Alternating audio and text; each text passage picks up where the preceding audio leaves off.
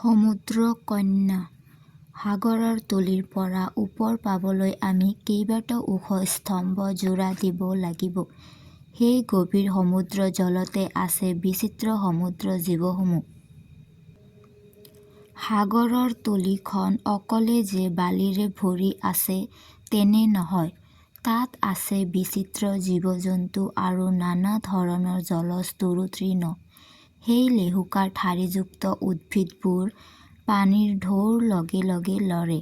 দূৰৰ পৰা দেখিবলৈ সেই জলজ উদ্ভিদবোৰক কিবা আচৰিত প্ৰাণী যেন লাগে। বহু কথা আৰু কামত স্থলভাগৰ লগত সমুদ্ৰৰ জলভাগৰ মিল আছে। তেনে স্থলভাগৰ গছ-লতিকাত চৰাই-চিৰিকটি জঁপিয়াই নাচি ফুৰে। সমুদ্ৰৰ জলভাগতো একাংশ মাছে সেই জলজ উদ্ভিদবোৰৰ ফাকে ফাকে সাঁতুৰি ফুৰে। সমুদ্ৰৰ আটাইতকৈ গভীৰ ঠাইবোৰত থাকে সমুদ্ৰ ৰজাৰ দুৰ্গ। সেইবোৰ চালে চকু ৰৈ যোৱা বিধৰ। কাৰণ সেইবোৰ সাগৰীয় মণিৰ মুকুতাৰ সজোৱা। এইবোৰ আকৌ বহু দামী আৰু তিৰবিৰাই থকা। আজিৰ পৰা বহু বছৰ পূৰ্বে সমুদ্ৰ ৰাজৰ পত্নী ঢুকুৱাত তেওঁ এতিয়া বিপত্নীক। ৰজাৰ সমস্ত ঘৰখনৰ তদাৰকৰ দায়িত্বত আছে তেওঁৰ বৃদ্ধা মাতৃ। ৰাজমাও বৰ চতুৰ। তেওঁৰ চিনাকি হ'ল তেওঁৰ ফিচাত লগোৱা থাকে 12টাকৈ বখলা শামুক। ৰাজমাতাৰ অন্য এটা গুৰুত্বপূৰ্ণ দায়িত্ব হ'ল তেওঁ 6জনীকৈ নাতিনীয়েকক চোৱা-মেলা কৰিব লাগে। এই 6জনী নাতিনীৰ ভিতৰত সৰুজনী সমুদ্ৰ কন্যা, অপৰূপ ৰূপ লাৱণ্যৰ। তেওঁৰ দেহৰ বৰণ গোলাপৰ পাহিৰ দৰে আৰু চকুৰ বৰণ সমুদ্ৰৰ নীলা পানীৰ দৰে। বাকী 5জনীৰ দৰে তাইৰো ভৰি নাই।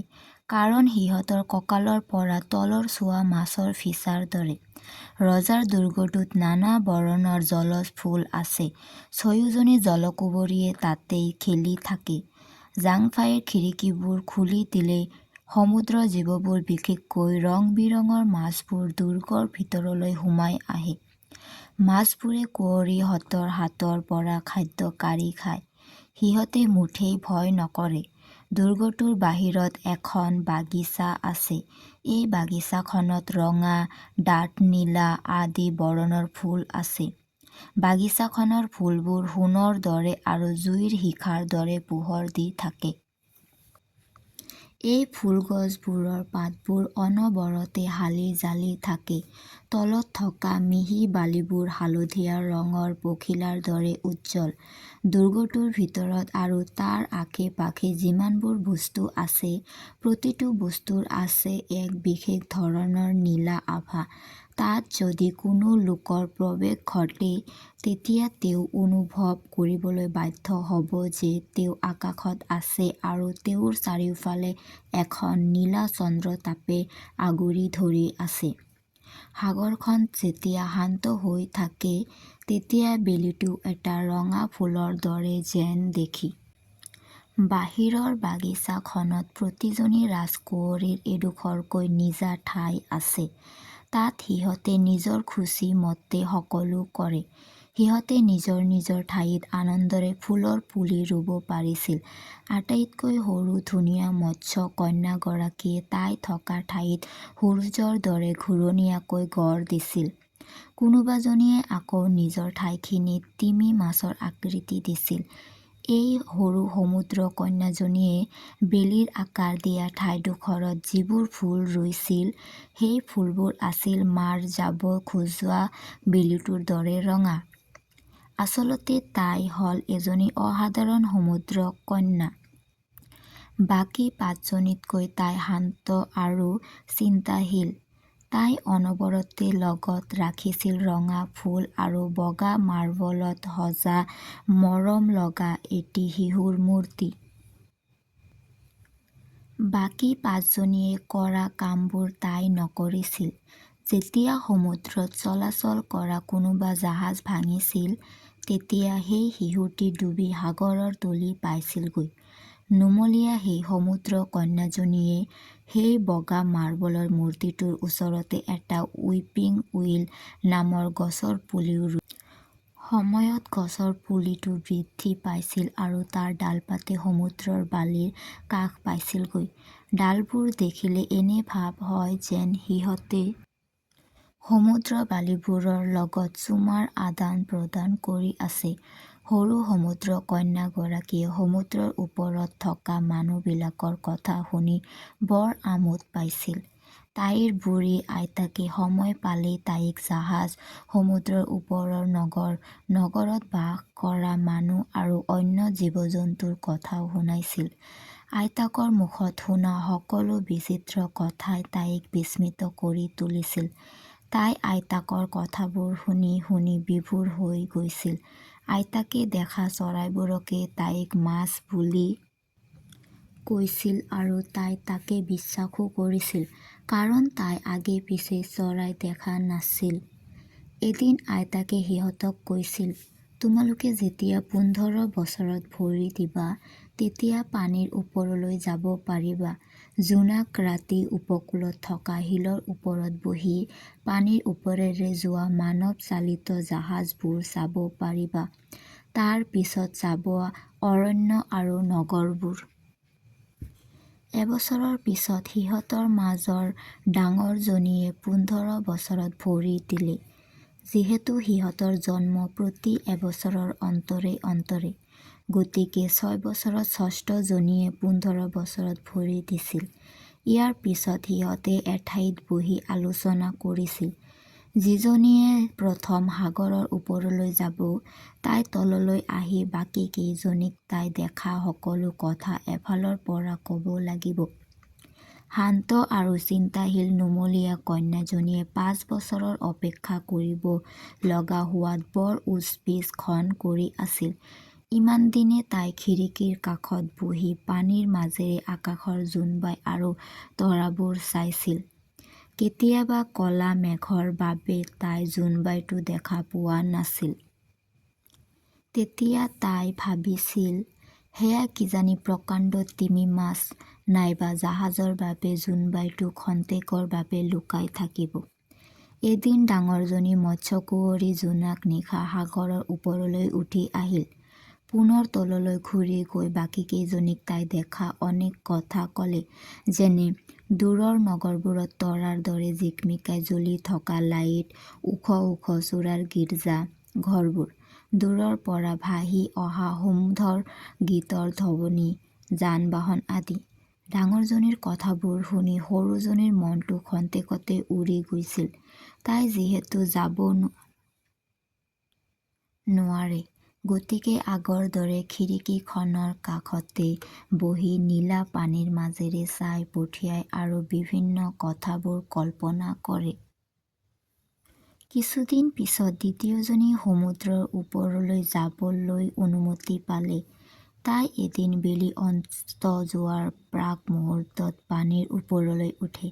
তাই দেখিছিল, উৰি যোৱা এজাক ৰাজহাঁহ, মূৰৰ ওপৰত ৰংচোৱা ডাৱৰ। এইবোৰ চাই থাকোঁতেই এটা সময়ত সমুদ্ৰৰ গভীৰ জলাশয়ৰ মাজত বেলিটো লুকাল। এবছৰৰ অন্তত তৃতীয়জনীৰ পাল পৰিছিল। তাই আছিল আটাইতকৈ দুঃসাহসী। তাই গৈ গৈ এখন নৈৰ মোহনা পাইছিল। তাত তাই দেখিছিল গছ-গছনি, পাহাৰ-পৰ্বত, মানুহৰ ঘৰ-দুৱাৰ। তাই চৰাইবোৰ উৰি যোৱাৰ দৃশ্য আৰু গীত গোৱাও শুনিছিল। সেইদিনা বতৰ গৰম আছিল বাবে তাইৰ মুখখন বাৰে বাৰে ৰংচোৱা হৈছিল। তাই বাৰে বাৰে পানী মাৰিব লগা হৈছিল। এবাৰ তাই দেখিছিল এজাক নাঙঠ শিহুই খেলি আছে। সিহঁতে ইজনে সিজনলৈ পানী ছটিয়াইছিল। তাইও সিহঁতৰ লগত খেলিব খুজিছিল। তাই যেতিয়া সিহঁতৰ কাষ চাপি গৈছিল, তেতিয়া সিহঁতে ভয়তে পলাইছিল। সিহঁতৰ লগত অহা কুকুৰটোই তাইক দেখি বৰকৈ ভুকিছিল। পিছত তাই উভতি আহিবলৈ বাধ্য হৈছিল। চতুৰ্থজনী বৰ ভয়াতুৰ আছিল বাবে তাই বৰ বেছি একো চাব নোৱাৰিলে।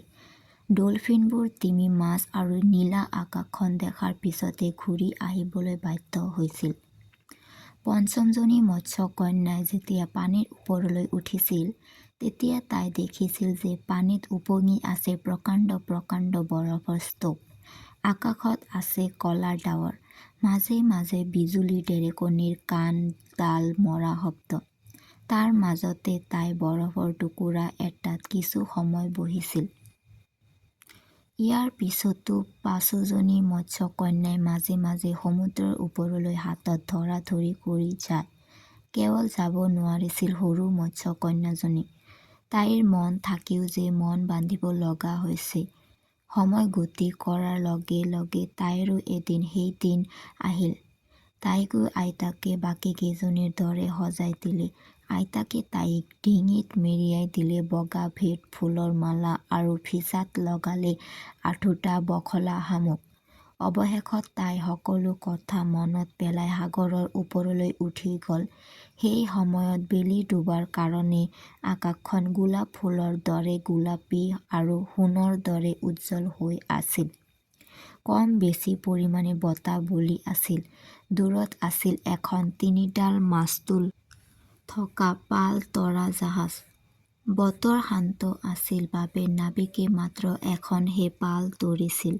জাহাজৰ ভিতৰত থকা মানুহবোৰে খোলা ঠাইত বহি বাদ্য বজাই গীত গাইছিল। সন্ধিয়া হৈ অহাৰ লগে লগে লেম্প জ্বলিছিল।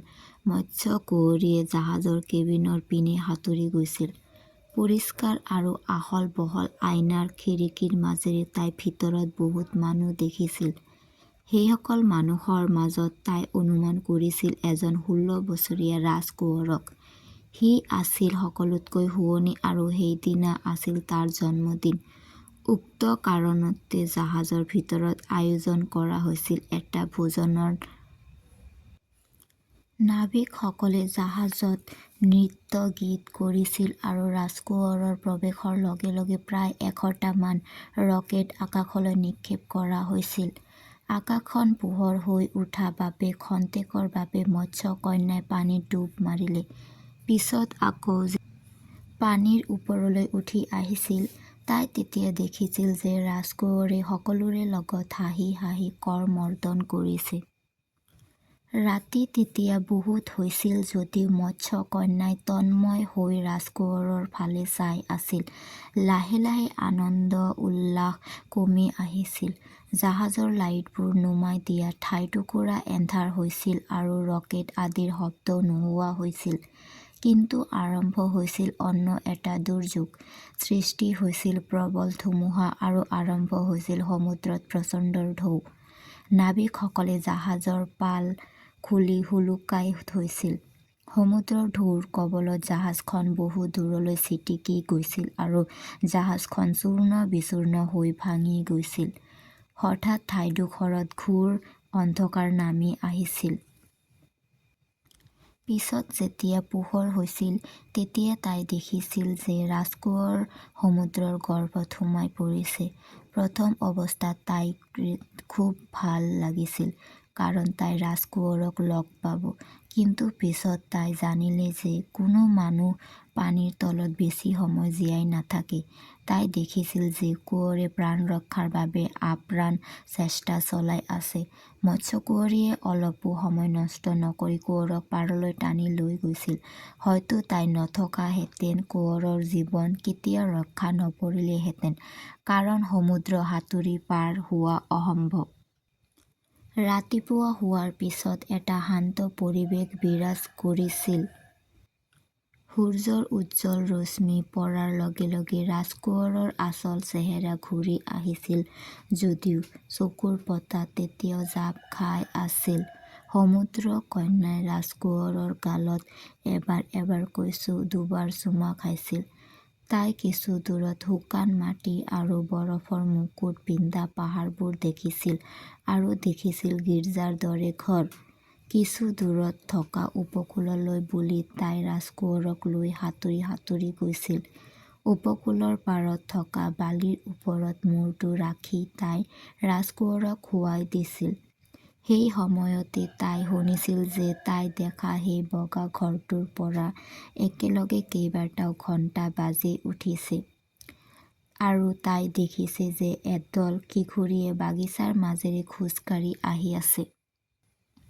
সমুদ্ৰ কন্যাই মনুষ্যকন্যাহঁতৰ পৰা নিজকে লুকাবলৈ নিজকে গোপন ৰাখিলে আৰু দূৰৰ পৰা ৰাজকোঁৱৰৰ গতিবিধি লক্ষ্য কৰি থাকিল।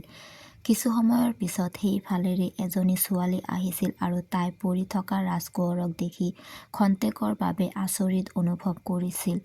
সাগৰ কন্যাই দেখিছিল যে ইতিমধ্যে ৰাজকোঁৱৰে চেতনা ঘূৰাই পাইছে। ৰাজকোঁৱৰে এই কথা সমূলি নাজানিছিল যে তেওঁক এগৰাকী সমুদ্ৰ কন্যাই জীৱন ৰক্ষা কৰিছে আৰু সাগৰৰ পৰা তুলি আনি তাত শুৱাই ৰাখিছে। ৰাজকোঁৱৰক যেতিয়া সেই ডাঙৰ ঘৰটোলৈ উঠাই নিছিল তেতিয়া তাই বেজাৰ মনেৰে দেউতাকৰ দুৰ্গলৈ গুচি গৈছিল। তাই আগতকৈ বেছি শান্ত আৰু মন মাৰি থকা বিধৰ হৈছিল। তাইৰ বাবে আছুতীয়াকৈ ৰখা আৰু তাই সজাই ৰখা ঠাইখনৰ মাৰ্বলৰ মূৰ্তিবোৰত ৰাজকোঁৱৰৰ সৈতে মিল থকা মূৰ্তিবোৰ সাৱটি ধৰি সান্তনা লভিছিল। আগতে তাই ফুলগছবোৰৰ যতন লৈছিল, এতিয়া তাই সেইবোৰ কাম কৰিবলৈ বাদ দিয়া বাবে ফুলগছবোৰ শুকাই লেৰেলি গৈছিল। এদিন তাই মনৰ সকলো কথা এজনী বাইদেউকক কৈছিল। বায়েকজনীয়ে বাকী কেইজনীকো সৰু ভনীয়েকৰ কথাবোৰ কৈছিল। সিহঁতে সেই ৰাজকোঁৱৰ কোন আৰু ক'ত থাকে নাজানে, কিন্তু সিহঁতৰ বান্ধৱী এজনীয়ে ৰাজকোঁৱৰক চিনি পাইছিল আৰু তাই সেই নিশা পালন কৰা জন্মদিনৰ কথাও জানিছিল। তাইৰ সহযোগত সিহঁতে সৰু সাগৰ কন্যাজনীক ৰাজকোঁৱৰ থকা ৰাজ্যলৈ লৈ গৈছিল। ৰাজকোঁৱৰে বাস কৰা ৰাজপ্ৰসাদটো আছিল হালধীয়া পাথৰেৰে নিৰ্মিত। বেৰৰ খুঁটাবোৰত মাজে মাজে দেখিবলৈ জীৱন্ত যেন লগা মাৰ্বলৰ বিভিন্ন মূৰ্তি। কাঁচৰ খিৰিকীয়েদি ডাঙৰ কোঠাবোৰৰ ভিতৰলৈ চালে তাৰ কাৰুকাৰ্য দেখিলে বিস্ময় মানিব লগা বিধৰ। আটাইতকৈ ডাঙৰ কোঠাটোত আছিল এটা বৃহৎ ফোবাৰ। ধুনীয়া ৰাজপ্ৰসাদৰ বাৰাণ্ডাৰ কাষৰ পৰা পানী যোৱা নলা এটা সাগৰলৈকে আছিল।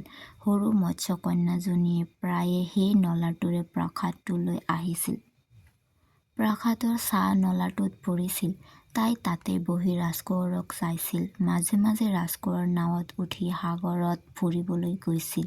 তেতিয়া তাই ওখ ওখ বনৰ মাজেদি ৰাজকোঁৱৰক চাইছিল। কেতিয়াবা সন্ধিয়া সময়ত পোহৰ লৈ মাছমৰীয়াবোৰে সাগৰত মাছ ধৰিবলৈ গ'লে সিহঁতৰ মুখত ৰাজকোঁৱৰৰ কথাবোৰ তাই শুনিলে সেই দিনটোলৈ তাইৰ মনত পৰি যায় যিদিনা অচেতন ৰাজকোঁৱৰে তাইৰ কোলাত মূৰ থৈ শুই আছিল। তাই যে ৰাজকোঁৱৰৰ গলাত চুমা দিছিল সেই কথাও তাইৰ মনত পৰে। লাহে লাহে তাইৰ মানুহৰ জগতখনৰ প্ৰতি মোহ বাঢ়ি আহিছিল। তাই মানুহক ভাল পাব লৈছিল। মানুহে বাস কৰা ঠাইবোৰৰ ওখ ওখ পাহাৰবোৰ বগাবলৈ বহল পথাৰত ঘূৰি ফুৰিবলৈ তাইৰ হেঁপাহ জাগিছিল। সাগৰৰ ওপৰৰ জগতখনৰ বিষয়ে তাইৰ মনত হেজাৰটা প্ৰশ্ন উদয় হৈছিল। সেই প্ৰশ্নবোৰৰ উত্তৰ তাই আইতাকৰ পৰা জানিব বিচাৰিছিল। তাই জানিব বিচৰা সকলো প্ৰশ্নৰ উত্তৰ আইতাকে তাইক দিয়ে। তাই খুব মনোযোগেৰে সেইবোৰ শুনে। আইতাকৰ মুখত তাই আত্মাৰ বিষয়ে বহুত কথা জানিব পাৰিছিল। মানুহৰ আত্মা অমৰ, কিন্তু সিহঁতৰ আত্মাবোৰ অমৰ নহয়। মানুহ মৰিলে পুনৰ অন্য জীৱলৈ সলনি হয়, কিন্তু সিহঁত মৰিলে সাগৰৰ ফেন হয়। মানুহৰ দেহ মৰিলে ধূলিৰ লগত মিলি যায়। আত্মা বায়ুৰ সৈতে মিলি গৈ কোনোবা চিৰশান্তিৰ ধামলৈ গুচি যায় ইত্যাদি। তাই আৰু অনেক প্ৰশ্নৰ উত্তৰ আইতাকৰ পৰা জানিব বিচাৰে। তাইও মানুহৰ দৰে এটা অমৰ আত্মাৰ অধিকাৰী হ'ব বিচাৰে।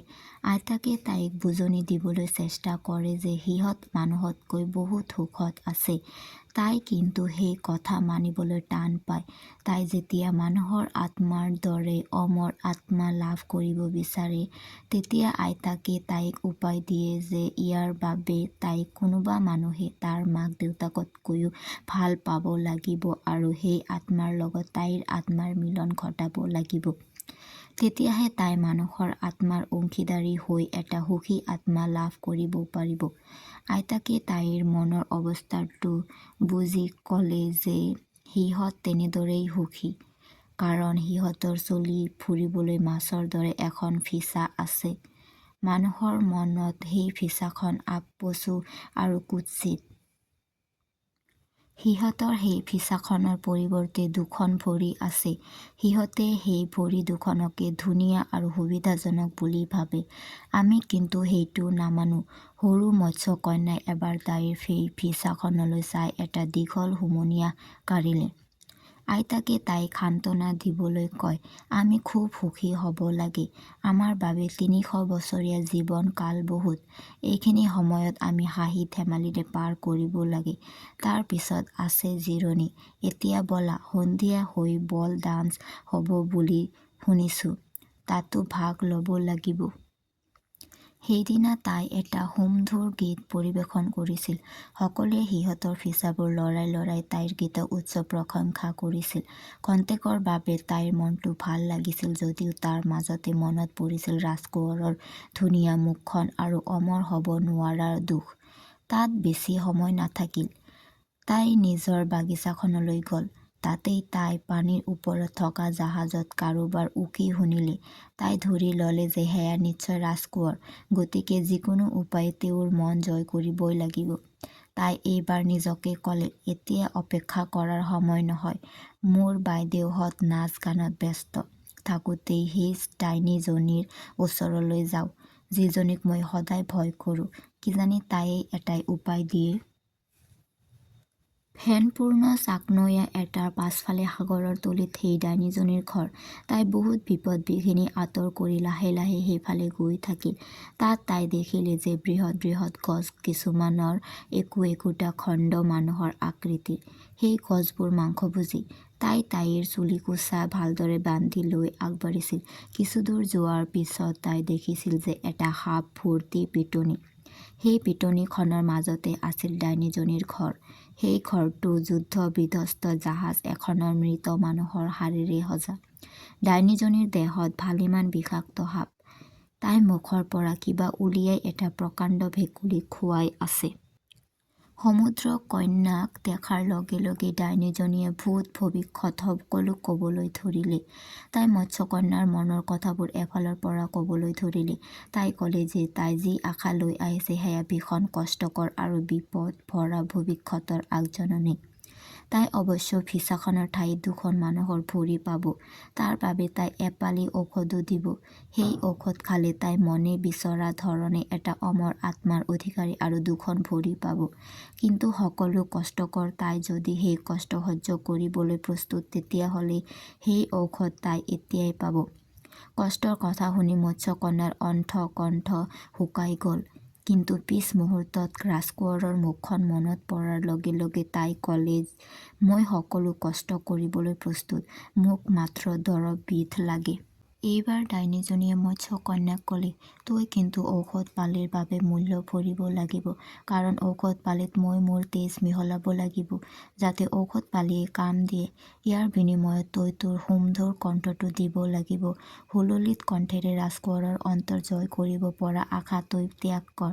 সৰু মৎস্যকন্যাই ক'লে, মোৰ কণ্ঠটো দিয়াৰ পিছত মোৰ বুলিবলৈ কি থাকিব? ডাইনীজনীয়ে ক'লে, তোৰ ধুনীয়া দেহটো, আকৰ্ষণীয় চকুহাল আৰু মনমোহিত পৰা ভৰি দুখনৰ অংগী ভংগী। তই ভয় কৰিছ নেকি? চাওঁ, তোৰ জিভাখন উলিয়াই দে। এইখন মই কাটি ৰাখিব লাগিব। তাৰ পিছতহে ঔষধ পালি দিম। ঠিক আছে, সেয়ে হ'ব, সৰু মৎস্যকন্যাজনীয়ে ক'লে। পিছত ডাইনীজনীয়ে নিজৰ মতে ঔষধ পালি তৈয়াৰ কৰিলে। সেই ঔষধ পালিত তাই নিজৰ দেহৰ ৰক্তও ঢালিলে। ডাইনীজনীয়ে নিজৰ কথামতে ঔষধ পালি সৰু মৎস্যকন্যাজনীক দিলে আৰু তাইৰ জিভাখন কাটি ৰাখিলে। পিছত সৰু মৎস্যকন্যাজনীয়ে তাইৰ জিভাখন হৰুৱাই বোবা হ'ল। তাই সেই নিশা ভয়ে ভয়ে দেউতাকৰ দুৰ্গলৈ গ'ল। পিছত প্ৰতিজনী বায়েকৰ বাগিচালৈ গৈ একোটাকৈ ফুল ছিঙিলে আৰু সাগৰৰ ওপৰলৈ উঠি আহিল। তেতিয়া সূৰ্য উদয় হোৱা নাছিল। জোনাক ৰাতিৰ জোনৰ পোহৰত সকলো জিলিকি আছিল। ৰাজকোঁৱৰ থকা সেই ৰাজপ্ৰসাদৰ পৰা সাগৰলৈকে এটা খটখটীৰে সজা ৰাস্তা আছিল। তাই সেই খটখটীৰে ওপৰলৈ উঠি গৈছিল। তাৰ পিছত সেই ঔষধবোৰা খোৱাৰ পিছত তাই মূৰ্ছা গৈ মৰাৰ দৰে পৰি ৰৈছিল। কিছু সময়ৰ পিছত তাই দেহত তীব্ৰ বেদনা অনুভৱ কৰিছিল। তাই ক'ব নোৱাৰাকৈ ৰাজকোঁৱৰ আহি তাইৰ মুখৰ পিনে বহু সময় ধৰি চাই আছিল। তাই অনুভৱ কৰিছিল যে তলৰ অংশত আগৰ ফিচাখন নাই, তাৰ ঠাইত আছিল দুখন কপাহ যেন বগা ভৰি। দেহত সামান্যতমো বস্ত্ৰ নাছিল বাবে তাই তাইৰ দীঘল চুলি কোচাৰে লজ্জা নিবাৰণৰ চেষ্টা কৰিছিল। ইতিমধ্যে ৰাজকোঁৱৰে সেই অচিনাকি গাভৰুজনীক নানা ধৰণৰ প্ৰশ্নৰ বেঁটি ব্যস্ত কৰি তুলিছিল। তাই কিন্তু এটা শব্দও ক'ব পৰা নাছিল। তাৰ পৰিৱৰ্তে তাই কলা নীলা দুচকুৰে ৰাজকোঁৱৰলৈ একেথৰে চাই থাকিল। সি তাইৰ হাতত ধৰি ৰাজপ্ৰসাদলৈ তাইক লৈ গৈছিল। খোজকাঢ়ি যাওঁতে সেই অপৰিচিত গাভৰুৰ দেহ ভংগীমা দেখি ৰাজকোঁৱৰ আচৰিত হৈছিল। ৰাজপ্ৰসাদত তাইক অতি সুন্দৰ সাজপাৰ পিন্ধিবলৈ দিছিল আৰু সাজপাৰ পিন্ধি তাই সকলো নাৰীক ৰূপেৰে চিৰ পেলাব পাৰিছিল। সময় যোৱাৰ লগে লগে ৰাজপ্ৰসাদত গীত মাত আৰম্ভ হৈছিল। ধুনীয়া ধুনীয়া সাজপাৰ পৰিহিতা এগৰাকী নাৰীৰ কণ্ঠস্বৰ আছিল অতি সুমধুৰ। মৎস্য কন্যাই সেই কণ্ঠস্বৰ শুনিছিল। যেতিয়া ৰাজকুমাৰে সেই কণ্ঠস্বৰত মোহিত হৈ হাত চাপৰি দিছিল তেতিয়া মৎস্য কন্যাই ভাবিছিল তাইও এদিন মধুৰ কণ্ঠস্বৰৰ গৰাকী আছিল।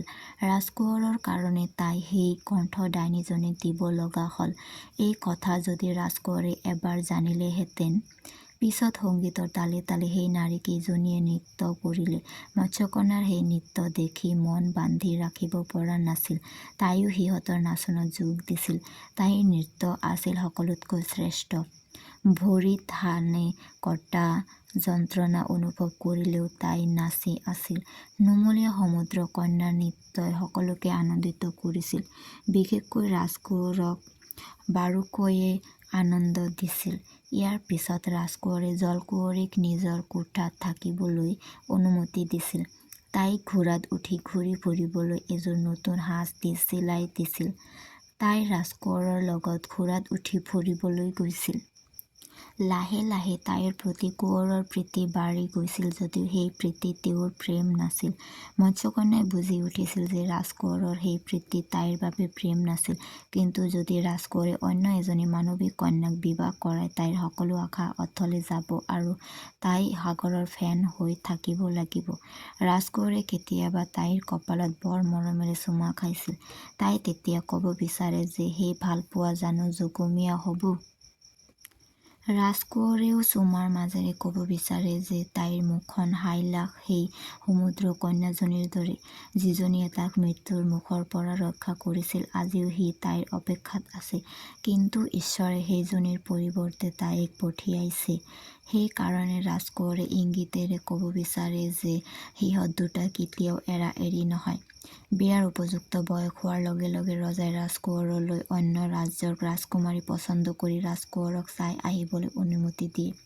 ৰাজকোঁৱৰে তেতিয়া বোবা মৎস্যকন্যাক কয় যে তেওঁ কেতিয়াও ৰজাৰ আদেশ মানি সেই ৰাজকুমাৰীক বিয়া কৰাব নোৱাৰে, কাৰণ তাই কেতিয়াও তেওঁ দেখা সেই গীৰ্জাৰ কন্যাগৰাকীৰ দৰে হ'ব নোৱাৰে।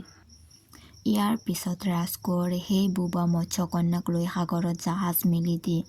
জাহাজ আগবাঢ়ে, উদ্দেশ্য ৰজাৰ আজ্ঞা পালন কৰি অন্য দেশত ৰাজকুমাৰী চোৱা। জাহাজত গৈ থাকোঁতে ৰাজকোঁৱৰে কোৱা মৎস্যকন্যাক জাহাজৰ ভিতৰত সমুদ্ৰ যাত্ৰাৰ ভয়াৱহতা সম্পৰ্কে বহুত কথা কয়। মৎস্যকন্যাই মাথোন হাঁহে। সম্পূৰ্ণ এদিন যোৱাৰ পিছত জাহাজখন ওচৰৰ ৰাজ্যৰ বন্দৰত লাগে। অন্য ৰাজ্যৰ ৰাজকোঁৱৰৰ আগমন, গতিকে নগৰখনত বেলেগ ধৰণে সজাই তোলা হৈছিল। কিছুমান ৰাজকৰ্মচাৰীয়ে ৰাজকোঁৱৰক আদৰি লৈ গ'ল আৰু তেওঁক আদৰ সন্মান জনাই বহিবলৈ দিলে। কিছু অপেক্ষাৰ অন্তত সেই ৰাজ্যৰ ৰাজকুঁৱৰীৰ সাক্ষাৎকাৰ হ'ল। মৎস্যকন্যাই দেখিলে যে ৰাজকুঁৱৰীৰ ৰূপ যৌৱন অতুলনীয়। ৰাজকোঁৱৰে সেই অপূৰ্ব সুন্দৰী ৰাজকুঁৱৰীক দেখি পূৰ্বতে আশা কৰা সেইগৰাকী জীৱনদায়িনী সুন্দৰ গীৰ্জাৰ কন্যা বুলি ভাবি সাৱটি ধৰি ক'লে, তুমিয়েইতো সেইজনী ছোৱালী যিজনীয়ে মই সাগৰৰ উপকূলত মৃতপ্ৰায় হৈ থাকোঁতে প্ৰাণ ৰক্ষা কৰিছিলা। ৰাজকোঁৱৰ যে এতিয়া পৰম সুখী সেই কথা বোবা মৎস্যকন্যাক ক'লে। তাই ৰাজকোঁৱৰৰ হাতত চুমা খালে, কাৰণ কুকিনীজনীয়ে কোৱা মতে ৰাজকোঁৱৰৰ বিবাহৰ ৰাতিটোৰ অৱসান হৈ পিছদিনা সূৰ্য উদয় হোৱাৰ লগে লগে তাইৰ মনুষ্য জীৱনৰ অৱসান ঘটিব আৰু তাই সাগৰৰ ফেনত পৰিণত হ'ব। ইতিমধ্যে ৰাজকোঁৱৰৰ লগত চুবুৰীয়া ৰাজ্যৰ ৰাজকুঁৱৰীৰ বিবাহ কাৰ্য সম্পন্ন হ'ল আৰু তাইক সজাই পৰাই আনি জাহাজত উঠাই জাহাজখন পুনৰ আগৰ ঠাইলৈ যাত্ৰা কৰিছিল। এই যাত্ৰা কালত মৎস্যকন্যাৰ অৱস্থাটো আছিল অস্থিৰ। তাইৰ সেই অৱস্থাৰ কথা ইতিমধ্যে বায়েকসকলেও গম পাইছিল। সিহঁতে নুমলীয়া সমুদ্ৰকন্যাক মৃত্যুৰ পৰা ৰক্ষা কৰিবলৈ সেই ডাইনীজনীৰ আশ্ৰয় লৈছিল। ডাইনীজনীৰ দিহামতে সিহঁতে নুমলীয়া মৎস্যকন্যাক এখন ছুৰী দিছিল। কৈছিল যে এই ছুৰীখনেৰে ৰাজকোঁৱৰক হত্যা কৰিব লাগিব আৰু ৰাজকোঁৱৰৰ কলিজাৰ তেজ যেতিয়া তাইৰ ভৰিত পৰে তেতিয়া তাই পুনৰ মৎস্যকন্যালৈ ৰূপান্তৰ হ'ব। বায়েকহঁতৰ দিহা মানি তাই ৰাজকোঁৱৰক বধ নকৰিলে। তাই পিছত সমুদ্ৰ ফেনলৈ ৰূপান্তৰ হ'ল যদিও সৎ কৰ্মৰ বাবে পুনৰ পৱন কন্যাহঁতৰ লগ হৈ ৩০০ বছৰ জীৱন কাল লাভ কৰিলে।